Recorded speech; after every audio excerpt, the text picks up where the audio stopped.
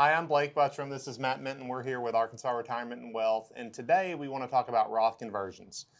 If you are doing any research at all on anything retirement planning, retirement income planning, you probably have seen Roth conversions, and you may know what they are, you may not. We get asked about it quite frequently, and there's a lot of different ways you can approach this. So we just kind of wanted to give you a 30,000 foot view of it today. Yeah, I mean, I guess just kind of starting off of what is a Roth. We get asked, or I get asked a lot. People will say, "Well, does a Roth make more money than an IRA?" And the answer to that is the Roth has nothing to do with how much money that it actually makes. So where you put the money is what determines how much money it's going to make. The Roth is just the tax status of that money.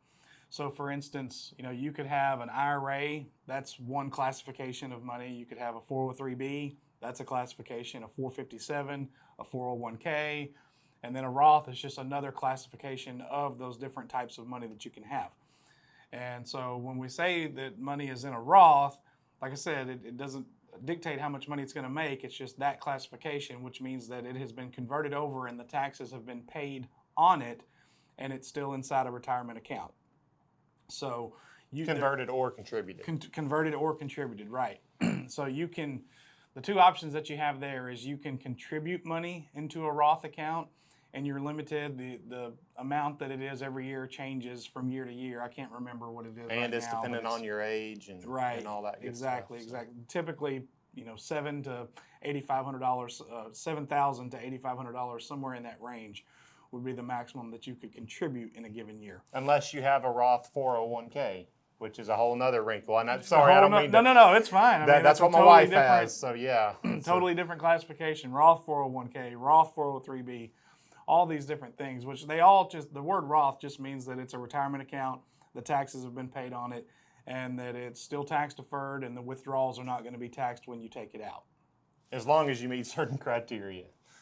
So, once you're 59 and a half and it's been in there for 5 years, so that's another question. I had somebody ask me the other day that was 40. Well, I can just put the money into a Roth, I can contribute it, and then whatever it makes, I can just take it out and it's all good. Well, it's not like we're not trying to give you a politician's answer, but honestly, there's so many different variations of it. It's all over the place. So, what else we want to hit on? I guess you hit on the investments. That is a common misconception. Well, I have a Roth IRA. It's got IRA in the title, but it's not really treated like an IRA, a traditional IRA or pre-tax account. So your retirement plan may offer that. I know here at our company, we have a simple IRA. We can't do a Roth option.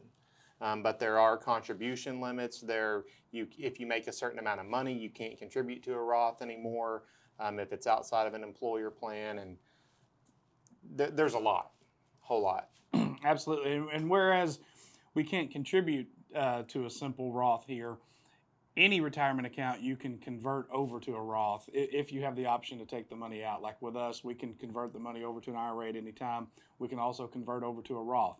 And so when you convert over to a Roth, what that means is that money counts as taxable income in the year that you do the conversion.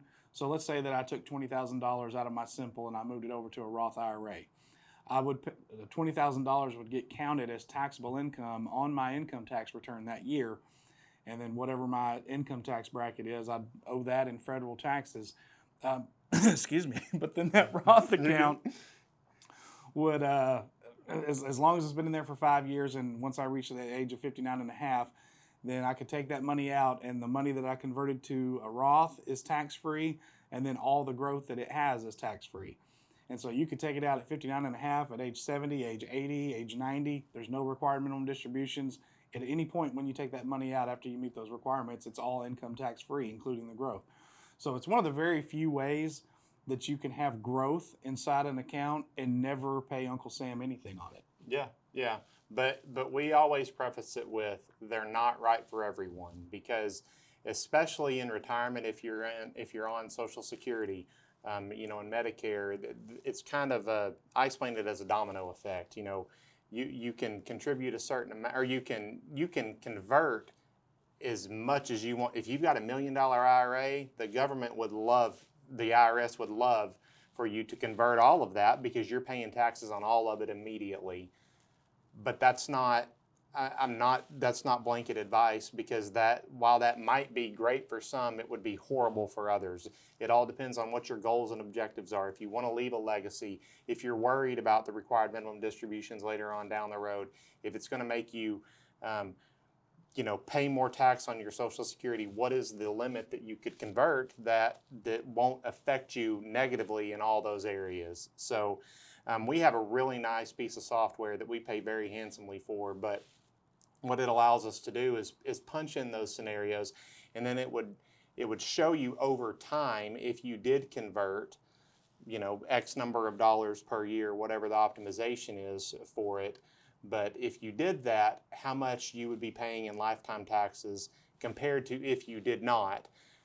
Because, take for instance inheritance objectives. If your goal is to, if you want to leave your children or your beneficiaries a legacy with a regular IRA or regular pre-tax account, whether that be 401k, 403b, all that good stuff, an account that taxes have not been paid on, they have to liquidate that within 10 years, unless you're a spouse. But the next generation has to liquidate it within 10 years, whether they want to or not. And that creates its own implications down the road. A Roth, you have to liquidate it within 10 years also, but there's no tax implications of it, so it really doesn't matter. So Yeah, and as far as if it makes sense or not, what you have to think about is, for some people, like Blake was mentioning, if Social Security is going to be one of your main sources of income, anybody who's on Social Security alone pays no income tax. If Social Security is your only source of income, you will pay no income tax. So if that's going to be your primary source of income, and you're not going to be using your retirement accounts to supplement it for a lot of money each month, like for instance, if it's less than, the number varies, but anywhere from $12,000 to $24,000 or less per year, then maybe it doesn't make sense to do a Roth conversion, because the amount of taxes that you're going to be paying anyway on those withdrawals in retirement is pretty minimal or zero. yeah.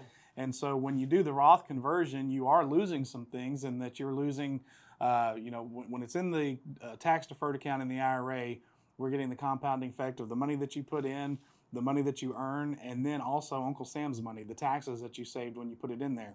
So when we convert to a Roth, we lose some of that compounding effect because the taxes go away. And so while you're working, a lot of time, for some people, it may not make sense to convert over to a Roth, because you're probably going to pay income tax on those conversions when you do it. And if you were going to have a 0% income tax rate in retirement, then it doesn't make sense to do the conversion. Yeah. So it all boils down to the way that the Roth conversion makes sense is, can we convert money at a better income tax bracket than what we're going to be in retirement? If we're expecting that in retirement we're going to be in a 22% bracket, and this year we're able to have some room in a 12% bracket, maybe it makes sense to convert it over. Or if RMDs are going to cause an income issue with IRMA or something like that, or make more of our Social Security taxable, and we're going to save more in the long run. But there's a lot of moving parts, and that's why you always get a politician's answer about, should I convert money to a Roth? Well, it depends on now, and it depends on the future. Yeah, a whole lot of considerations there. So just the idea of taxes, not paying taxes down the road, sounds great, but don't just pull the trigger on it and do it immediately. So that's what we're here for. Give us a call, 501-623-7066. You can call into our office to request an appointment, or you can go online and request it as well. Our website is retirearkansas.com. But we won't keep you any longer. Hope you'll join us for our next video. Thank you.